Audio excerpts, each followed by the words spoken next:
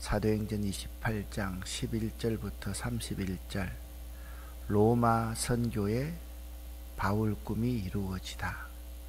이 제목으로 하나님 말씀을 나누도록 하겠습니다. 죄인의 몸으로 로마까지 호송이 시작되었습니다. 백부장이 그 배에서 바울의 말보다 선장의 말, 선주의 말을 더 믿었습니다. 백부장의 잘못된 판단으로 어려움에 처하게 됩니다. 그런데 지금까지 그래왔던 것처럼 하나님의 도움으로 바울과 그 일행이 살아납니다. 드디어 로마에 도착했습니다. 사도행전의 복음의 역사는 참 대단한 역사입니다. 여기 가이사랴에서부터 재판을 받고 로마까지 올 때까지 로마에서 바울이 2년 동안 자기의 셋집에서 문을 열어놓고 복음을 전했거든요. 한마디로 로마까지의 여행은 유라굴로 강풍이었습니다. 그런데 이 그림을 자세하게 보면 하나님의 손이 이 강풍 가운데 바울을 지켜주셨음을 알 수가 있습니다. 바울의 로마까지의 여행은 이런 여행입니다. 그냥 바다로 가면서 로마까지 갔던 여행입니다. 1차 선교 여행이 여기에서 있었지 않습니까? 1차 선교 여행이 이 부분에서 있었다라고 하면 이 2차 선교 여행, 3차 선교 여행은 계속해서 이렇게 돌아와서 다시 돌아오는 여행이었습니다. 그런데 3차 선교 여행은 바로 바다로 유라굴로 강풍을 만나서 로마까지 이르렀던 여행이었습니다. 자, 지난 시간에 15절까지 해서 바울 일행이 로마에 무사히 도착한 장면들을 여러분과 함께 생각을 해보았습니다. 바울이 로마에 이송되는 경로는 바로 이렇습니다. 여기 이제 멜리데섬, 몰타섬에 이제서 구원을 받고 수라구사에 이르러서 레기온에 이르게 됩니다. 수라구사에서 3일, 레기온에서 하루를 기다려서 남풍을 타고 다음날 보디올에 도착을 했습니다. 이렇게 말을 하고 있습니다. 석 달 후에 우리가 그 섬 멜리데 섬에서 겨울을 나고, 그러니까 멜리데 섬에 구원을 받고 석 달 동안 거기서 있다가 토인들의 도움을 받아서 보디올까지 이르렀다, 그렇게 말씀하고 있습니다. 그런데 이 보디올에 가니까 로마에 믿는 형제들이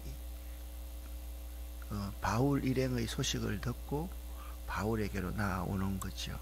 그래서 14절에 보니까 거기서 형제들을 만나 그들의 청함을 받아 이래를 함께 머물 수 있게 백부장이 배려를 해 주었습니다. 이것도 참 놀라운 일이죠. 제수의 몸으로 호송되어 가면서 로마에 있는 믿는 형제들을 만나서 이래 동안 함께 머물 수 있는 축복, 이게 바울이 사전에 만들어 놓은 일이 아니지 않습니까? 하나님이 만들어 놓으신 일입니다. 그렇게 14절, 28장 14절 하반절에 이렇게 말합니다. 그래서 우리는 이와 같이 로마로 가니라. 그래서 우리는 이와 같이 로마로 가니라. 그렇게 말씀하고 있습니다. 그런데 로마에 들어갔는데도요, 자, 지금 보세요. 여기 수라구사에서 레기온에서 보디올로 갔지 않습니까? 근데 여기 바로 이쪽에서도 계속 믿는 형제들이 나와서 바울을 영접하는 거죠. 바로 여기 이제 로마의, 이탈리아의 로마 수도에 이제 도착하게 된 것입니다. 바울이 로마에서 유대인 지도자와 면담을 합니다. 16절 말씀 같이 한번 읽어보겠습니다.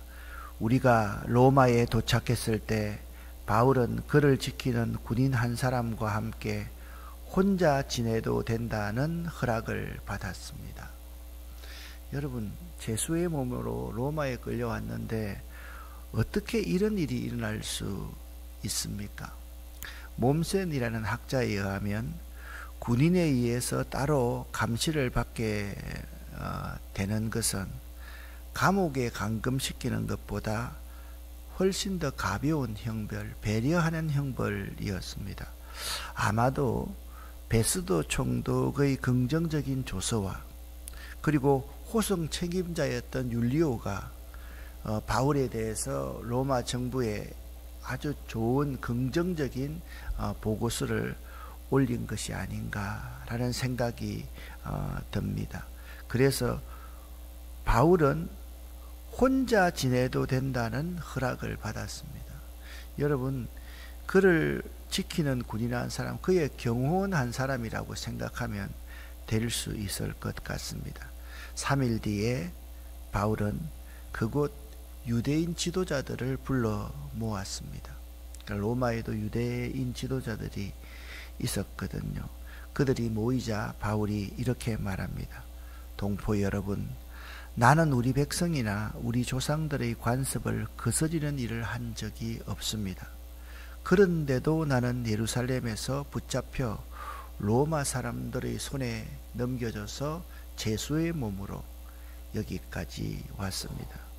로마 사람들이 자신을 신문했으나 내게는 사형을 당할 만한 죄가 없다는 것을 알고 나를 풀어주려고 했지만, 그런데 그곳에 나를 죽이기 전에는 먹지도 마시지도 않겠다는 유대인 결사대 40명을 비롯한 유대인 지도자들이 나를 풀어주는 것을 반대해서 내가 이렇게 요청을 했습니다. 내가 로마인입니다. 로마 황제 앞에서 재판을 받을 수 있게 해주세요 라고 그가 상소를 했습니다. 깜짝 놀란 천부장이 바울이 로마인이라는 사실을, 로마 시민권을 가지고 있다는 사실을 알고 바울을 이곳까지 인도했다. 자신을 이곳까지 인도했다. 그런데 가장 중요한 말입니다. 19절 하반절 말에 그렇다고 해서 내 백성을 고발하려고 여러분을 부른 것은 결코 아닙니다. 이런 이유로 여러분을 초청해서 말씀드리고자 오라고 했던 것입니다. 그 이유는 이렇습니다. 내가 이렇게 사슬에 매인 것은 아마 이걸 보니까 바울이 있잖아요. 로마 군인 한 사람과 함께 있었지만 형식적으로는 제수의 몸이라는 사실을 그 사람들에게 충분히 알릴 수 있는 그러한 현상이었던 것 같습니다. 이스라엘의 소망 때문입니다 라고 말씀을 하고 있습니다. 내가 이렇게 죄인이 된 것은 우리 이스라엘의 소망 때문입니다 라고 이야기를 합니다. 유대인들이 바울에게, 유대인 지도자들이 바울에게 대답합니다. 우리는 당신에 대해서 아무것도 모르고 나쁜 소문도 당신에 대해서는 없어. 당신을 나쁘게 말한 사람도 우리 가운데도 없어. 22절입니다. 이렇게 말합니다. 우리는 다만 당신 생각이 어떤지를 듣고 싶소. 우리가 알기로는 어디를 가도 당신의 종파에 대해서 반대하는, 극렬하게 반대하는 사람이 많다고 들었습니다. 그렇게 유대인 지도자들이 말을 합니다. 여러분 같으면 이럴 때 어떻게 대답하겠습니까? 이런 설교에서 이런 말씀해서 좀 죄송하지만 여기서 쇼부를 보려고 하겠습니까? 바울은 지혜로운 사람입니다. 그 자리에서 바로 그들을 설득하고 이해하려고 했습니다. 그러니까 지금 지도자들을 초청한 것은요, 그들에게 복음을 전하기 위한 판을 지금 만들고 있는 것입니다. 바울이 이렇게 말합니다. 참 나는 23절 읽으면서 바울처럼 지혜로운 사람이 되었으면 참 좋겠다, 그런 생각을 했습니다. 그 자리에서 그들에게 말하지 않고 바울과 유대인들은 만날 날짜를 그날 정했습니다. 그러니까 바울이 유대인의 지도자를 만났다는 소문이 로마에 퍼졌겠어요? 퍼지지 않았겠어요? 당연히 퍼졌겠죠. 바울이 선교하는 방법이 뭐였습니까? 제일 먼저 예수님과 똑같습니다. 유대인의 회당으로 갑니다. 유대인들이 모여있는 곳으로 갑니다. 지금 바울이 그런 상황을 날짜를 정해서 만들고 있는 것입니다. 그날이 되었을 때 더 많은 유대인들이 바울이 지내고 있는 곳으로 모이게 되었습니다. 그리고 바울은 아침부터 저녁까지 그들에게 하나님의 나라를 설명하고 선포했습니다. 또 그들이 유대인이었기 때문에 구약 모세오경과 예언서들의 글을 예를 들어서 바로 예수가 그리스도이라는 사실을 그들에게 증거하고, 그들이 내가 그 그리스도인 예수를 핍박하는 사람이었는데 그 예수를 증거하는 사람으로 바뀌었다라는 사실을 그들에게 믿게 하려 예를 썼다라고 말씀하고 있습니다. 바울이 아침부터 저녁까지 그들에게 하나님의 나라를 설명하고 선포하고 성경을 강론했을 때 24절입니다. 바울의 말을 믿는 사람들도 있었지만 믿지 않는 사람들도 있었습니다. 여러분, 선교를 한다, 전도를 한다, 이렇게 말을 할 때 여기 믿지 않는 사람들도 있었습니다에 초점을 맞추면 선교는 못합니다. 그 가운데 믿는 사람이 한 사람이라도 있으면 그 믿는 사람을 보고 복음을 전할 수 있어야 됩니다. 이것이 우리의 긍정적인 생각입니다. 나머지 믿지 않는 사람들은 누가 일하시나? 하나님이 일하십니다. 그러니까 우리는 믿는 사람들을 볼 수 있어야만 합니다. 그들이 이처럼 의견이 갈린 채 헤어지자 믿지 않는 사람들은 바울을 만나고 나서 그냥 갔겠습니까? 비난하면서 나갈 것 아닙니까? 그때 바울이 한마디의 말을 남겼는데 이렇게 말합니다. 성령께서 구약 성경의 예언자 이사야를 통해서 여러분의 조상에게 말씀하신 것은 진리입니다. 무슨 말씀인가 하면 쉽게 이제 바로 나오겠지만, 이 백성인 듣기는 들어도 깨닫지 못합니다. 보기는 보아도 알지 못합니다. 그들의 마음이 강팍하기 때문입니다. 그러니까 비난하고 돌아가는 사람들, 당신들이 강팍해서 복음을 받아들이지 않는 것, 그것은 성경에 예언되어 있는 진리와 같은 말씀입니다 라고 말했습니다. 그 구약의 예언을 이렇게 그대로, 그 말씀을 그대로 말씀하고 있습니다. 26절 27절을 함께 읽어보겠습니다. 이 백성에게 가서 말하여라. 너희가 듣기는 들어도 깨닫지 못하고 보기는 보아도 알지 못할 것이다. 이 백성의 마음이 무디어졌고 귀로는 듣지 못하며 눈은 감겼다. 이는 그들이 눈으로 보고 귀로 듣고 마음으로 깨닫고 내게 돌아와 고침을 받지 못하게 하려는 것이다. 아멘. 어제 이 말씀을 준비하면서 나라면 바울처럼 이렇게 냉정하게 말할 수 있었을까? 저 사람들 상처받으면 앞으로 다시는 교회 안 오겠지. 다 복음의 말씀을 안 듣겠지. 그러한 인간적인 생각이 있어서 나는 말을 못했을 것 같아요. 도무지 말을 못했을 것 같아요. 근데 바울은 아주 단호하게 말을 합니다. 여러분들이 이렇게 복음의 말씀을 거부하는 것이 성경에 나와 있는 진리 그대로입니다 라고 말을 하고 있는 것입니다. 이것을요, 이 쉬운 성경을 좀 더 쉬운 메시지 성경으로 읽어보면 훨씬 더 이해가 쉽습니다. 메시지 성경으로 26절 27절을 같이 한번 읽어보겠습니다. 이 백성에게 가서 이렇게 말하여라. 너희가 귀로 듣겠으나 한마디도 듣지 못할 것이요 눈으로 보겠으나 하나도 보지 못할 것이다. 이 사람들은 머리가 꽉 막혔다. 그들은 듣지 않으려고 손가락으로 귀를 틀어막는다. 보지 않으려고 나와 얼굴을 맞대어 내 치료를 받지 않으려고 두 눈을 질끈 감는다. 아멘. 그러니까 바울의 설교를 들은 사람들이 이렇게 한다는 거예요. 귀를 막는다는 거예요. 눈을 가린다는 거예요. 애써 바울의 얼굴을 보면 그들이 치료받는데 그것을 애써 거부하면서 눈을 질끈 감고 돌아간다. 그렇게 말씀하고 있습니다. 28절은 이렇게 결론을 맺고 있습니다. 함께 28절을 읽겠습니다.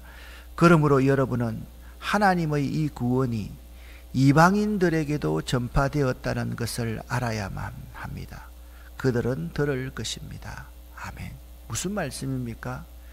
유대인인 당신들이 이렇게 복음을 거부했기 때문에 이 복음이 누구에게로 갔다요?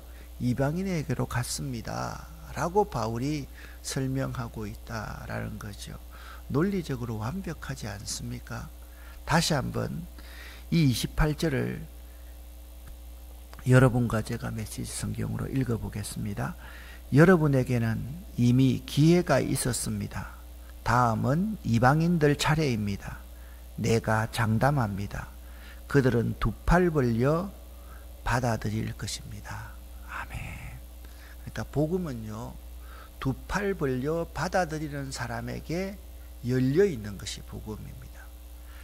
닫혀 있는 사람은 복음을 받을 수가 없습니다. 여러분, 설교를 해도 마찬가지입니다. 어떤 사람은 어떤 설교를 해도 꼬투리를 잡고 거기에 대해서 한마디 합니다. 그런데 어떤 사람은 마음이 열려있는 그러한 사람은 하나님의 말씀을 아멘으로 화답할 줄 압니다. 이것이 마음이 중요합니다. 그래서 성경에 물어 지킬 만한 것보다 네 마음을 지켜라. 생명의 근원이 이에서 남이니라 그렇게 말씀하고 있습니다. 이 마음밭을 잘 가꾸는 것이 중요합니다. 잘 가꾼다고 해서 내가 마음밭에 있는 돌조각을 버릴 수 있는 게 아닙니다. 성경에서 마음밭을 잘 가꾸는 것은 이 마음에 하나님의 성령의 역사로 기름 부음이 되게 만드는 겁니다. 하나님의 성령의 역사가 있으면 성령께서는 말씀을 깨닫게 하고 말씀을 받아들이게 하기 때문입니다. 바울은요, 이제 로마에서 지금부터 2년 동안 셋집을 얻고 문을 열어놓고 복음을 전합니다. 아마 이 셋집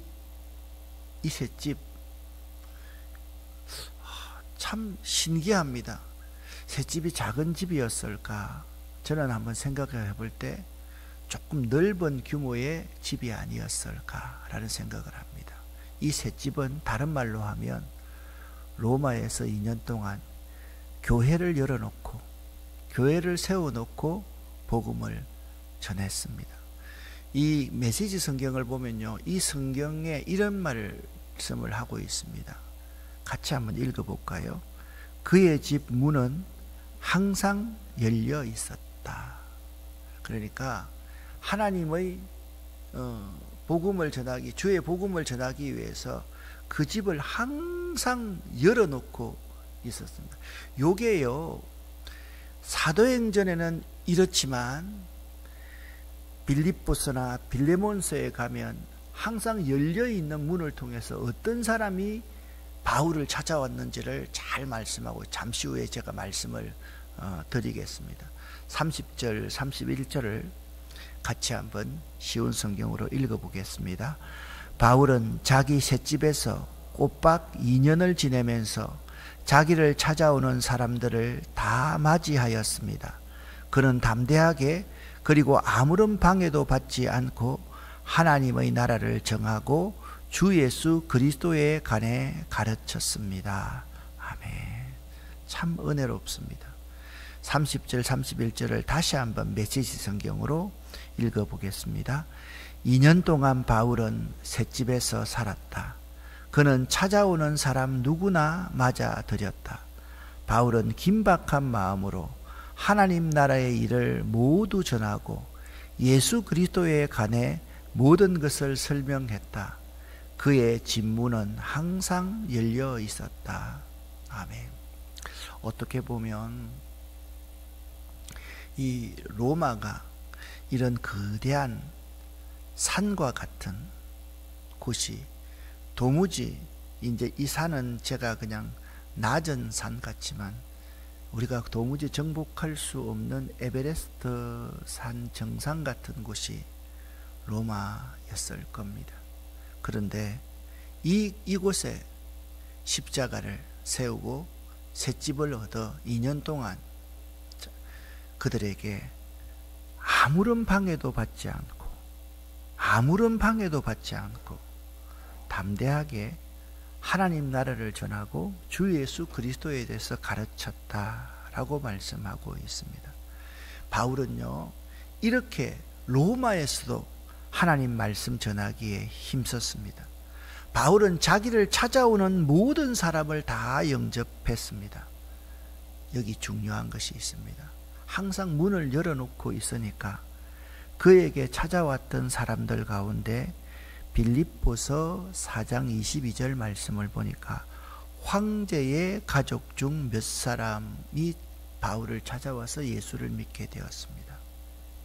그리고요, 빌레몬서에 보면 주인의 돈을 도둑질하여 도망쳐서 로마까지 도망왔던 오네시모도 바울의 집을 찾아와서 이 오네시모가 황족들이, 그래 여러분 보세요. 바울이 셋집을 얻어서 열어놓았던 그 놀라운 하나님의 보이지 않는 그 교회가, 이름 없는 그 교회가 황제의 가족들부터 도망자, 살인자, 도망자 오네시모까지 다 아우르는 복음을 믿는 사람들의 집합소가 되었다라는 거예요. 여러분 은혜롭지 않습니까? 이 구원의 역사는요, 셋집에 사는 바울의 집의 문이 2년 동안 항상 열려 있었기 때문이었습니다. 집의 문도 열어놓고 마음의 문도 열어놓는 그 복음을 향한 열린 마음이 우리들에게도 필요합니다. 특별히 여러분, 다른 사람들이 여러분을 볼 때 참 저분과 차 한잔 마시고 싶다, 저분과 대화하고 싶다, 저분을 만나니 참 좋다, 저분이 참 부럽다, 저분이 어떤 생각을 가지고 있을까, 그런 마음을 갖게 하는 열려있는 마음 있잖아요. 그것이 너무나도 중요합니다. 그런 열려있는 마음 속에 저 위에서부터 저 아래까지, 우리나라로 말미암으면 좌파에서부터 우파까지, 그리고 지역 감정을 가진 사람까지, 교회가 너무 지역 감정이 심합니다. 어떤 교회는요, 전라도뿐 아니면 담임 목사를 안 세우는 교회가 있고, 어떤 교회는 경상도 사람 아니면 담임 목사 안 세우는 사람이 있고, 어떤 교회는 전통이라 그러면서 이북 출신의 사람 아니면 담임 목사 안 세우는 사람이 있고, 그렇습니다, 우리 한국 교회가. 그래서 우리가 자꾸 성을 쌓아서 다른 사람이 우리에게 못 오게 하는 것이 아니라, 제가 참 경계하고 항상 내가 말하는 게 있습니다. 예를 들면 우리 베들레헴 공동체 참 좋은 공동체입니다. 근데 우리끼리 너무 친하다 보면 다른 사람들이 거기에 와서 어울리지 못합니다. 우리가 마음을 너무 친한 것 그 자체가 우리 마음을 닫아놓는 겁니다. 요즘에 제가 빅텐트 공동체를 가만히 보면서 그렇다라고 매우 염려가 됩니다. 그렇게 하면 안 됩니다. 어떤 공동체든지 항상 마음의 문을 열어놓고 누구나가 다 와서 편하게 야, 이 권사님들 만나니까 참 좋네, 이런 느낌이 들도록 할 수 있어야만 됩니다. 바울은요, 복음을 모든 사람들에게 담대하게 전했으며 그 복음의 내용은 하나님의 나라와 주 예수 그리스도에 관한 것이었습니다. 여러분, 하나님의 나라를 이야기할 모임마다 하나님 나라를 이야기하고 주 예수 그리스도에 관한 것을 이야기할 수 있어야 됩니다.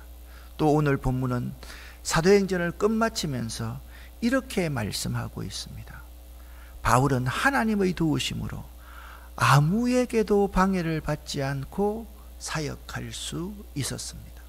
사랑하는 여러분, 어제 여러분에게 그런 말씀을 드렸습니다. 살리려고 애쓰는 자에게는 하나님께서 꼭 길을 열어주신다.